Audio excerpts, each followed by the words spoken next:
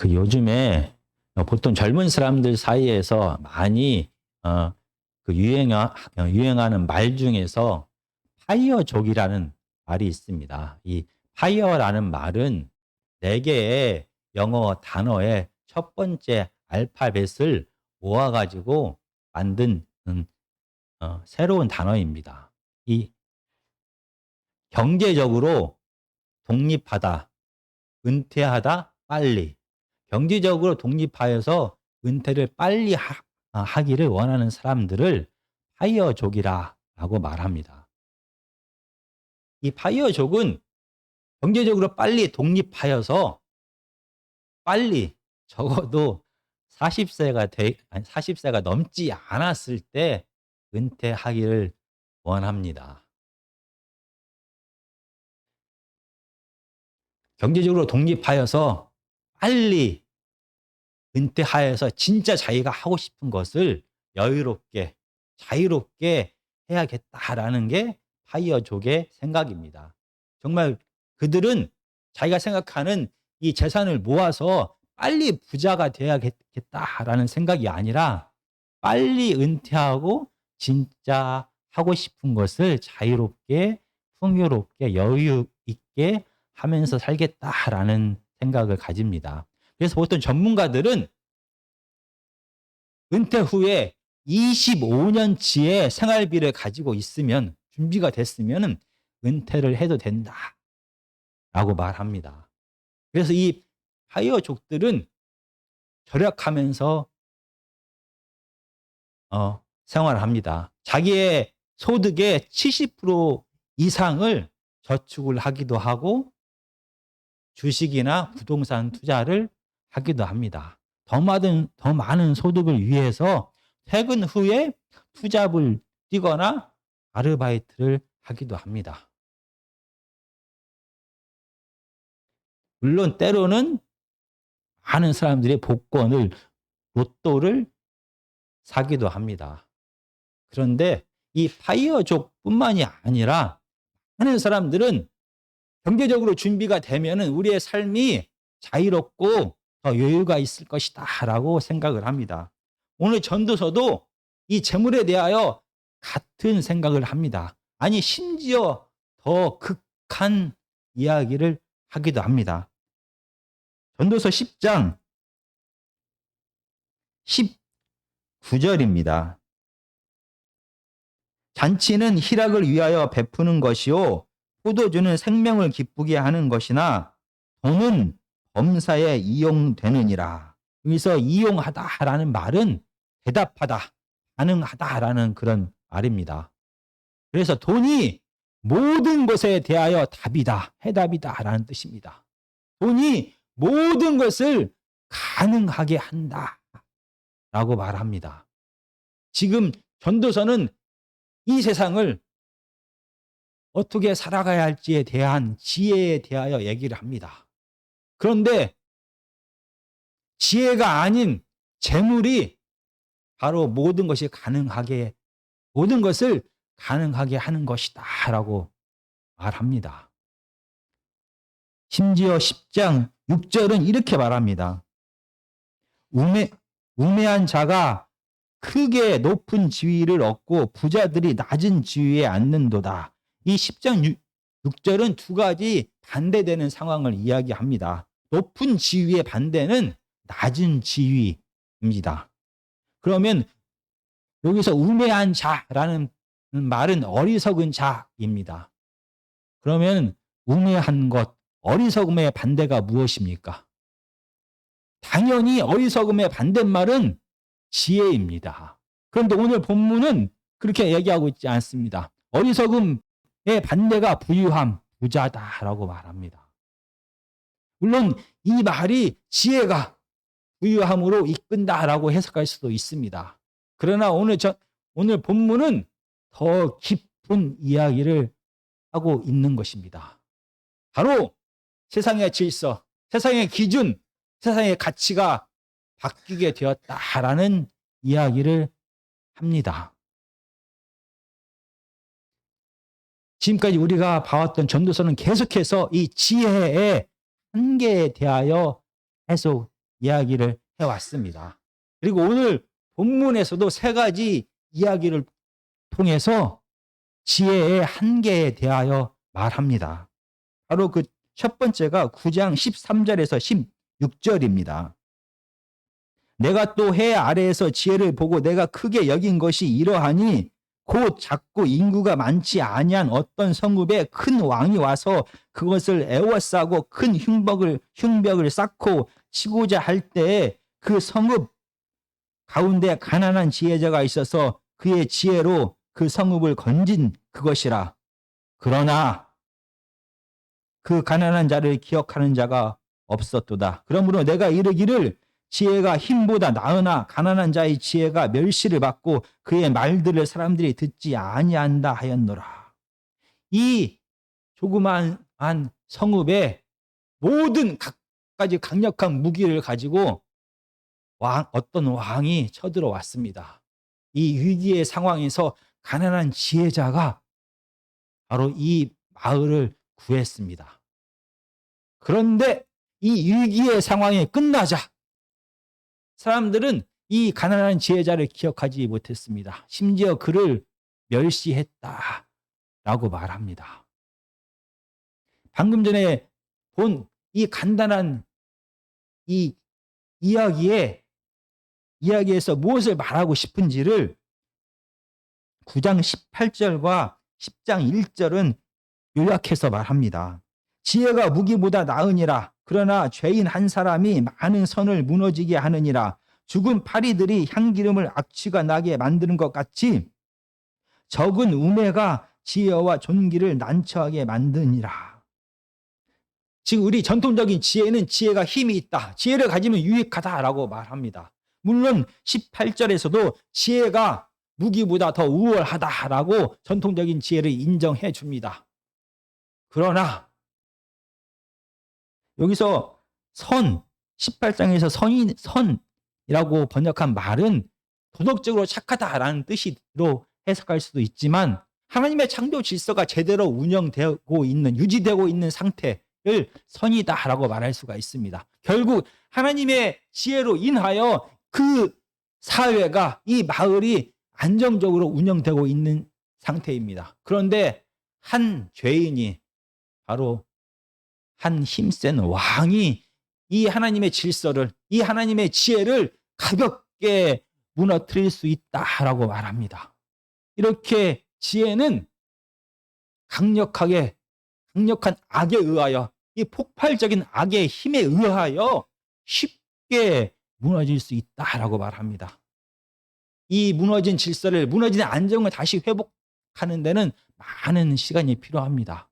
그리고 이 가난한 지혜자의 예화는 재물 앞에서 힘이 없는 지혜의 현실에 대하여도 말합니다. 이렇게 지혜는 악 앞에서 쉽게 무너질 수도 있고, 이 지혜는 재물 앞에서 힘을 발휘하지 못한다라고 첫 번째 그 지혜의 한계에 대하여 이야기합니다. 그리고 이 두 번째 지혜의 한계에 대하여 10장 5절부터 7절까지는 이렇게 말합니다. 내가 해 아래에서 한 가지 재난을 보았노니 곧 주권자에게서 나오는 허물이라. 우매한 자가 크고 높은 지위들을 얻고 부자들이 낮은 지위에 앉는도다. 또 내가 보니 종들은 말을 타고 고관들은 종들처럼 땅에 걸어 다니는도다. 지금 이 10장 5절부터 7절까지는 전통적인 지혜가 무너진 상황에 대하여 말합니다. 만약 우매한 자가 통치자가 되었을 경우에 그 사회를 지금까지 유지했던 전통적인 질서는 완전히 뒤집혀질 수 있다라고 말합니다. 순식간에 뒤집힙니다. 그래서 종과 주인의 위치가 바뀌고 가난한 자와 부자의 위치, 지혜자와 어리석은 자의 위치가 완전히 바뀌어지는, 세상이 뒤집어지는 상황이 올 수도 있다라고 말합니다.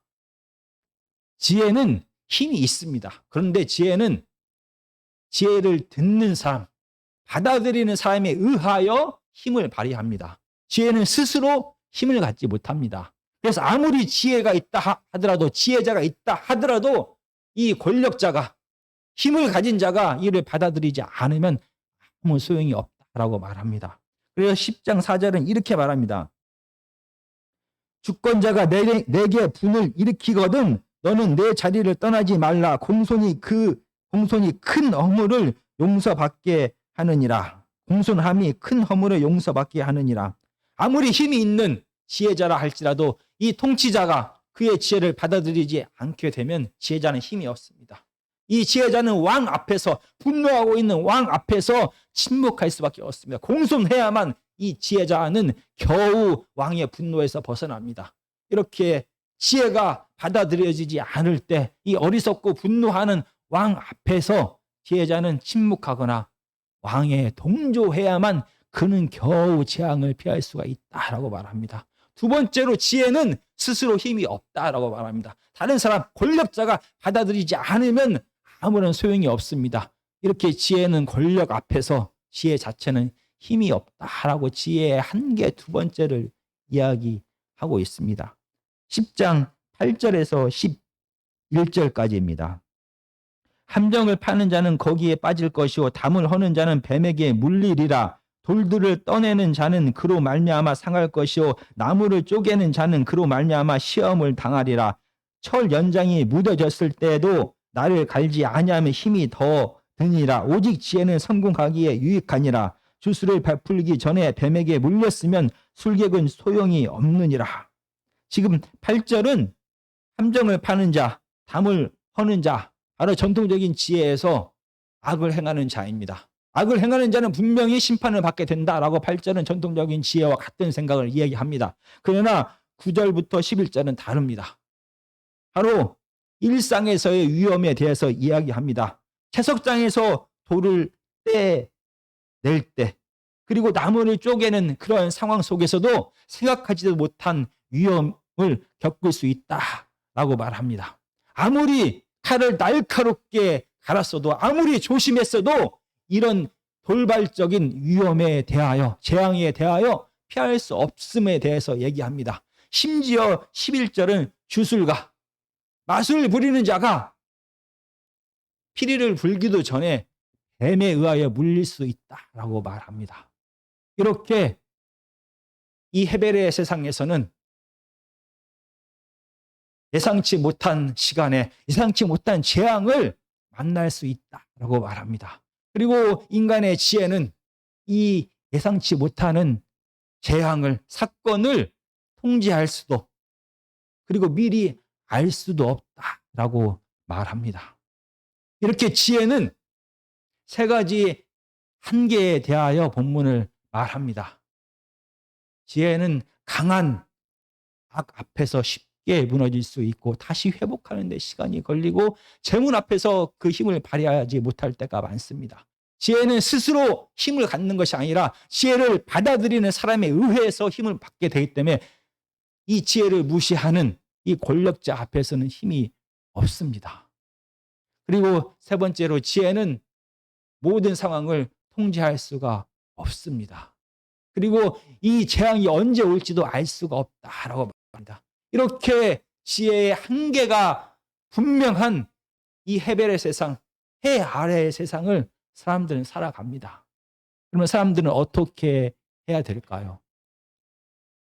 이 악, 평안을 무너뜨리는 이 악보다 더 강한 것이 무엇인지를 찾게 됩니다.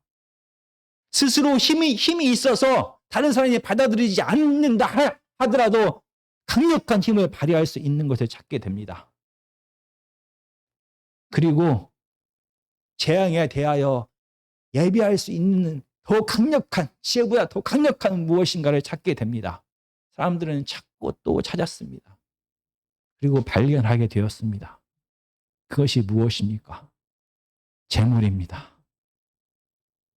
재물은 지혜와 달리 스스로 힘을 가지고 있고 어떤 상황 속에서도 자기가 원하는 것을 하게 하고, 지혜는 확실하게 미래의 재앙을 지혜보다 재물이 더 잘 대비할 수 있을 것 같았습니다. 그리고 우리가 지금까지 계속해서 전도서, 특히 전도서의 7번째 설교에서 얘기했듯이 재물은 반드시 이 세상을 살아가는데 반드시 필요합니다. 아무리 자녀가 많아도, 아무리 건강해도, 아무리 지혜와 지식이 있더라도 이 세상을 살아가는 모든 사람들에게는 재물이 필요합니다. 왜냐하면 모든 사람들은 이 땅에서 먹고 마시는 육체적인 삶을 살아가야 되는 피조물이기 때문입니다. 그래서 재물은 모든 사람들에게 반드시 필요하다라고 전도서는 5장, 6장에서 계속해서 말하고 있습니다. 그리고 전도자는 이 알 수 없는 상황, 불확실한 상황에서 일상의 기쁨을 누리면서 살라라고 강조합니다. 특별히 우리가 지난번에 봤던 설교 9장 7절에서 9절까지를 다시 한번 읽어보겠습니다. 너는 가서 기쁨으로 내 음식물을 먹고 즐거운 마음으로 내 포도주를 마실지어다. 이는 하나님이 내가 하는 일들을 벌써 기쁘게 받으셨음이니라. 내 의복을 항상 희게 하며 내 머리에 향 기름을 그치지 아니하도록 할지니라. 내 헛된 평생의 모든 날 곧 하나님이 해 아래에서 내게 주신 모든 헛된 날에 내가 사랑하는 아내와 함께 즐겁게 살지어다. 그것이 내가 평생의 해 아래에서 수고하고 얻은 내 몫이니라. 전도서는 계속해서 알 수 없는 헤벨의 세상, 이해할 수 없는 불우한 세상에서 하나님께서 주신 몫이 있다. 그것은 일상의 기쁨이다라고 말했습니다. 그런데 9장 7절에서는 거기에서 뛰어넘어서 적극적으로 가서 세상으로 가라라고 말합니다. 가만히 앉아서 일상의 기쁨을 찾아오기를 기다리지 말고 세상 속으로 적극적으로 나와서 모든 기회를 다 잡아서 하나님께서 주신 먹고 마시고 사랑하고 좋은 옷을 입고 하는 모든 기쁨을 누려라 라고 말합니다. 거기에 더해서 이 땅을 살아가면서 사람이 누릴 수 있는 모든 기쁨, 여행을 하면서 운동을 하면서 산책을 하면서 찬양을 하면서 피아노를 치면서 바이올린을 켜면서 영화를 보면서 책을 읽으면서 우리가 누릴 수 있는 모든 기쁨을 다 누리면서 살라라고 말합니다. 하는 사람을 사랑하고 그를 돌보는 기쁨, 그에게 모든 것을 나눠주는 기쁨도 누려다라고 말합니다. 이렇게 이 헤벨의 세상, 알 수 없는 세상, 이 허무한 세상, 부조리한 세상 속에서 확실한 것은 우리는 먹을 것을 먹어야 사는 존재다라는 것입니다. 그리고 먹을 것뿐만이 아니라 생계뿐만이 아니라 우리의 삶을 풍성하게 하게 하는 것이 반드시 필요하다라는 것입니다. 이게 확실한 이 땅에서의 삶입니다. 그런데 하나님의 지혜는 이 땅 하나님의 창조 질서대로 살아가는 삶의 지혜입니다. 하나님의 지혜는 인간이 이 땅을 살아감에 있어서 모든 것을 다 알 수 없습니다. 모든 것을 다 통제할 수가 없습니다. 마치 하나님의 지혜는 오늘 본문에 나와 있는 것처럼 강한 악에 비해서 너무나 약해 보입니다. 스스로 힘이 없는 것 같습니다. 사람들이 거부하게 되면 아무런 힘을 발휘하지 못하는 것 같습니다.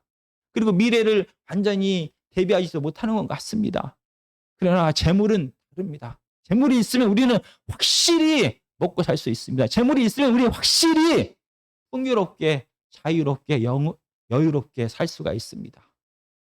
그 결과 사람들은 하나님께서 주신 이 일상의 즐거움을 얻는 수단으로 재물을 사용하는 것이 아니라 점점 재물에 빠져들게 됩니다. 그 결과 재물을 사랑하게 됩니다. 그 결과 이 세상을 다스리는 기준이 바뀌게 됩니다.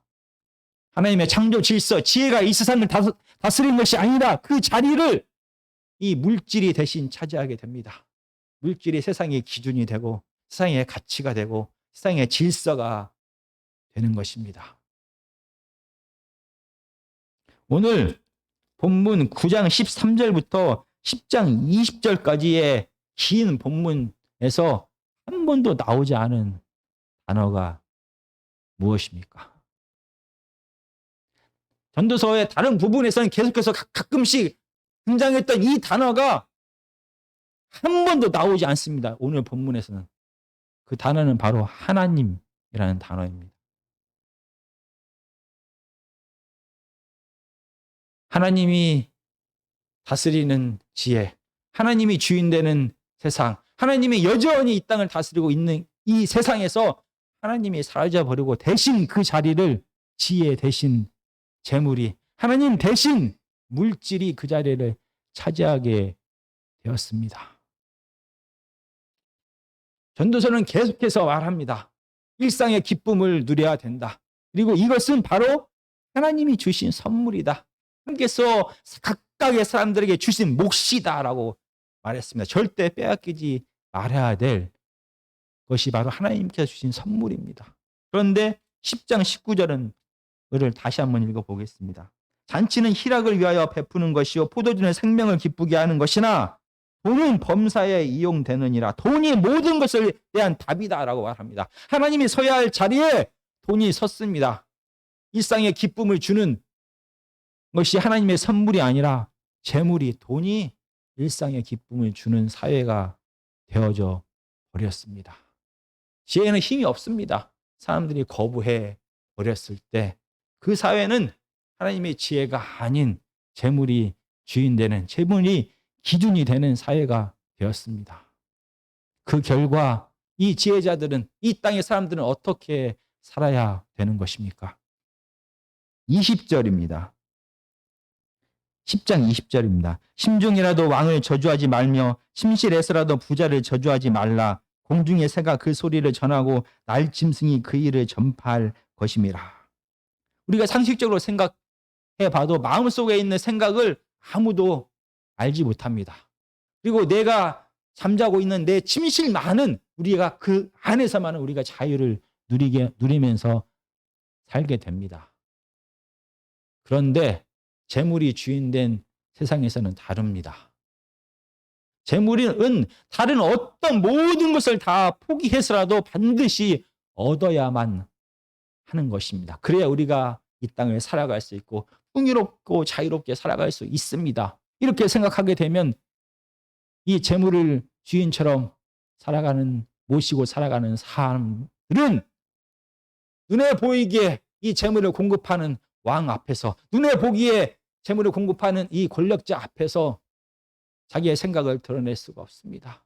그들은 가장 기본적인 인권과 기본적인 기쁨과 기본적인 자유와 기본적인 안정을 다 포기해서라도 반드시 이 재물을 포기할 수가 없습니다. 내가 지금까지 누리고 있는 이 재물을 더 쌓아야만 되고, 내가 지금까지 모아놓은 이 재물을 빼앗기지 않기 위해서라도 그는 모든 것을, 그의 자유와 그의 기쁨과 그의 평안함, 모든 것을 다 포기해서라도 이 재물을 반드시 얻어야 합니다.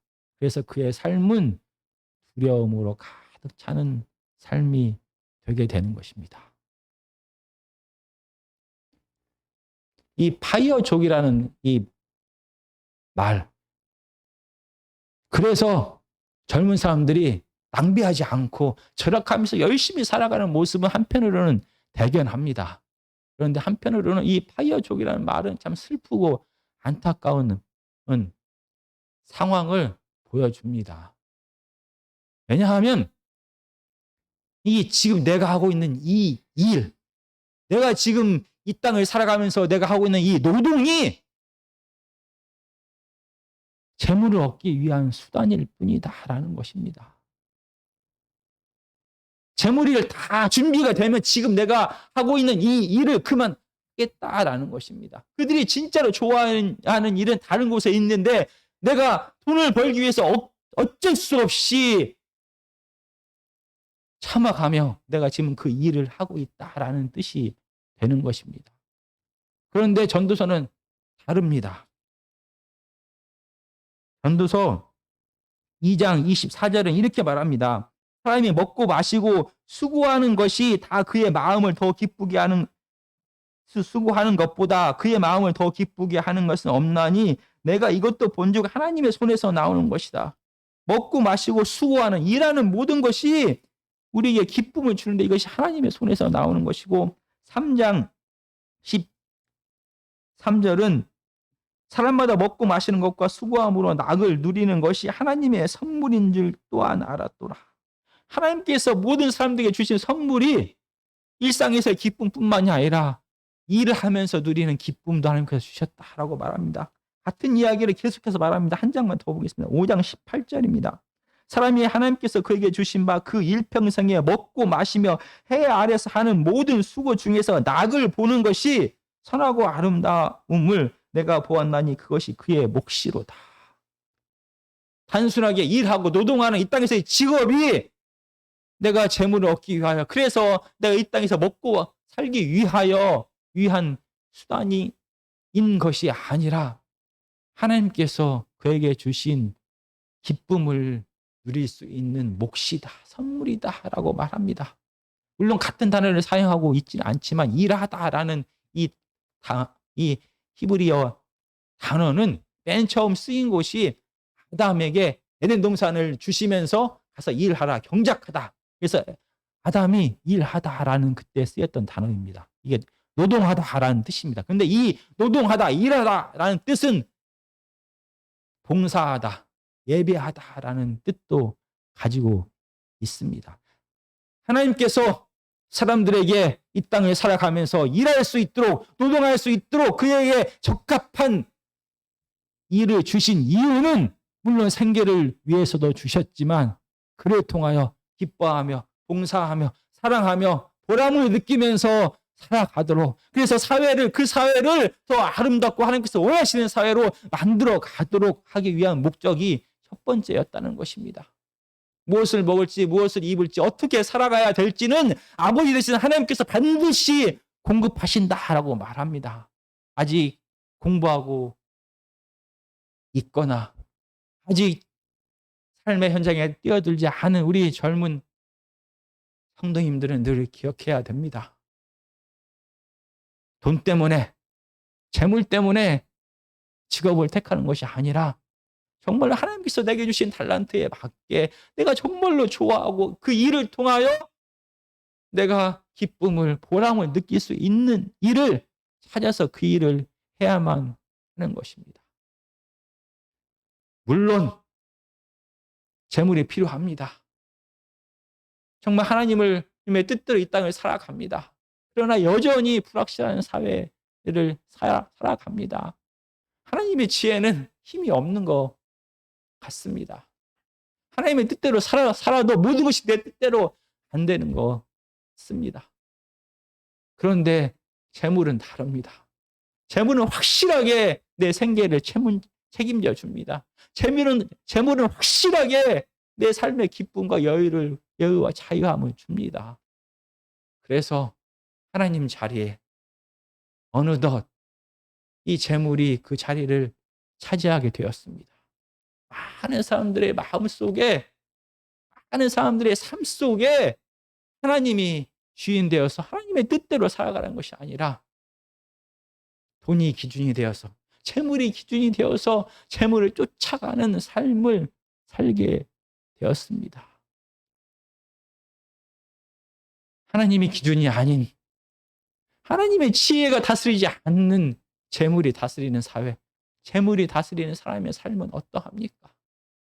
더 많이 갖기 위하여, 더 많이 쌓기 위하여 경쟁하고 미워하고 밟고 일어서고 시기하고 결국은 노예처럼, 재물의 노예처럼 사는 사회가 됩니다. 이렇게 재물의 노예들이 모여있는 사회가 되는 것입니다. 그 사회에는 하나님이 없습니다. 기쁨이 없습니다. 진짜 평안함이 없습니다. 행복함이 없습니다. 두려움과 시기와 질투와 열등감과 절망이 가득합니다. 그들에게 하나님은 조금씩 필요합니다. 오늘 가난한 지혜자의 이야기처럼 재물이 해결을 해줄 수 없는 일을 만났을 때 그때만 하나님을 찾습니다. 그리고 이 어려움이 다 물러가게 되었을 때는 그들은 다시 일상에서, 그의 삶에서, 그의 하나님보다 더 커 보이는 재물을 주인 삼아서 살아가는 것입니다. 하나님 없는 삶, 생명이 없는 삶, 기쁨이 없는 삶, 평안함이 없는 삶을 우리는 살아가게 됩니다. 그래서 우리의 삶을 오늘 말씀을 통하여 다시 한번 살펴봐야 됩니다. 우리의 마음을 다시 한번 살펴봐야 됩니다. 우리가 하나님을 떠나서 너무나 멀리 하고 있는 것은 아닌지, 우리 안에 진짜 하나님이 계신지, 우리가 정말로 하나님을 왕으로, 하나님을 통치자로, 하나님의 삶의 기준으로, 하나님의 말씀을, 하나님의 뜻에 따라서 살아가고 있는지 우리는 우리의 삶을, 우리의 마음을 들여보아야만 하는 것입니다. 우리의 마음 속에 두려움이 있다라고 하면 우리는 다시 한번 삶을 돌아봐야 됩니다.